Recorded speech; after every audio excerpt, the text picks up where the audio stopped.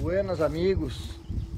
Seguindo o assunto sobre a importância do conhecimento no contexto geral da doma tradicional para se fazer o bom uso do bocal, que é a ferramenta que norteia os fundamentos da doma tradicional, eu vou trocar algumas informações com os senhores a respeito do que as experiências me fizeram e me fazem perceber no decorrer do tempo, ao longo do caminho. Todo aquele que teve a escola da doma tradicional com os mais antigos, com os mais velhos, não foi uma nem duas vezes que cansou de ouvir dizer que potro a gente não doma nas curtas. Potro a gente tem que desempachar, desempenar, estender ele na estrada. Então, como tudo na vida é experiência, esses dias eu andava com algumas dores. Era uma dor que vinha no calcanhar, do calcanhar ela subia para as costas, das costas ela me doía no ombro. E o seu Rodrigo me deu a oportunidade de adquirir mais um pouco de conhecimento, né? Mandou que eu fosse a um quiropraxista.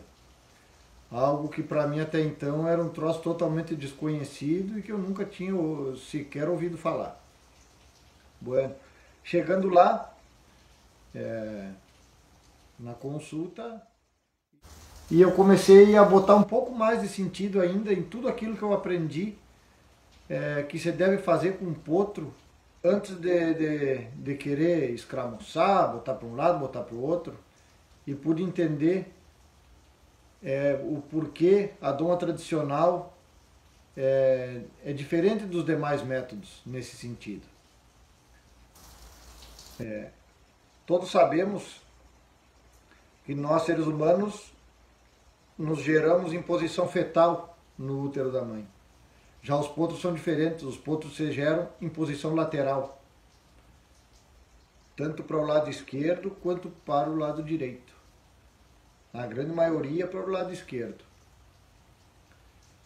E então, botando sentido nisso, eu estava com um pequeno desvio na coluna, segundo o quiropraxista. E o que ele vem fazendo para melhorar isso, para me trazer mais conforto?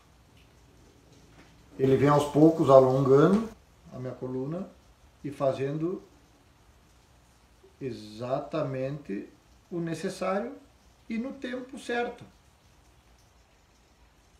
Pouco a pouco, graças a Deus, eu já me sinto bem mais confortável.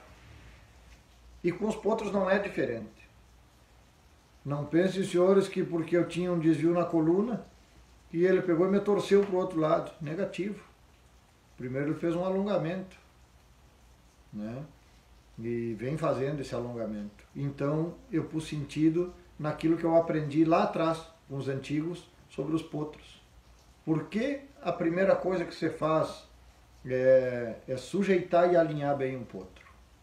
Vejam bem, um animal que se gera torto para um lado, né? Praticamente até entrar na doma a vida inteira ele teve aquele desvio, digamos assim, no dorso, para o lado o qual ele se gerou torto. E como é que a gente vai pegar em questão de dias, de 2, 3 dias, querer que o potro se sinta confortável e comece a torcer ele para um lado, torcer para o outro e achar que isso aí vai resolver? Foi onde eu entendi melhor o sentido de estender um potro, de despachar um potro na estrada. Aí entra o mérito não importa o tempo, tem potros que levam 10 dias para se sentir confortável, tem potros que levam 15 dias, tem potros que levam 30 dias, Isso aí é a natureza de cada um que vai dizer. Eu vou bater sempre nessa tecla. O tempo e a natureza de cada indivíduo tem que ser respeitado. Então, vejam a sabedoria dos antigos através da observação. O potro troteava na estrada, galopeava, corria na estrada, sempre para frente. E assim é até hoje. Os bons domadores não se preocupam em mais nada antes de sujeitar o potro e alinhar bem o potro. Vejam os senhores a sabedoria dessa gente antiga, desses homens de campo, desses homens que desenvolveram a doma tradicional. Eles buscavam condicionar o potro até que o potro se sentisse confortável para mais atividades. Isso é o respeito com a natureza de cada potro.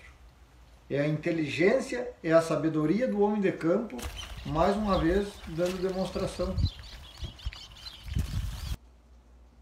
Um saludo, tchau e graças.